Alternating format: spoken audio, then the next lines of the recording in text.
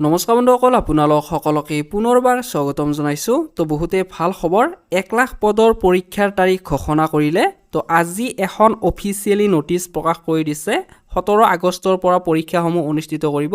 তো ভিডিঅ'টোত সবিশেষ সকলোখিনি আলোচনা কৰিম, ক'ৰ পৰা এই পদখিনি মুকলি কৰিছিল। তো আপোনালোকে ভিডিঅ'টো শেষলৈকে চাই থাকিব। তো বন্ধুসকল, এইখনেই হৈছে সেই নটিচখন। তো ইয়াতে আপোনালোকে দেখা পাইছে ৰেলৱে ৰিক্ৰুটমেণ্ট বৰ্ডৰ ফালৰ পৰা এই পদখিনি মুকলি কৰিছিল 2019 চনতে। তো ইয়াতে এডভাৰটাইজ নংটো দিয়া আছে। তো গ্ৰুপ ডিৰ পদ মুকলি কৰিছিল 2019 চনতে, প্ৰায় 1,03,000টা। তো ইয়াতে আপোনালোকে লিখিছে notice on exam date for CBT। তো CBT এক্সামৰ কাৰণে এই নটিচখন দিয়া হৈছে। তো ইয়াতে আপোনালোকৰ টেণ্টেটিভলি এটা ডেট দিয়া হৈছে 17 আগষ্ট 2022। ছিংগল ষ্টেজ CBT অনুষ্ঠিত কৰিব মাল্টিপল ফেজত।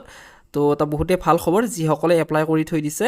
তো ইয়াতে চাব পাৰে আপোনালোকে 30 জুন 2022 মানে আজি এই নটিচখন প্ৰকাশ কৰি দিছে।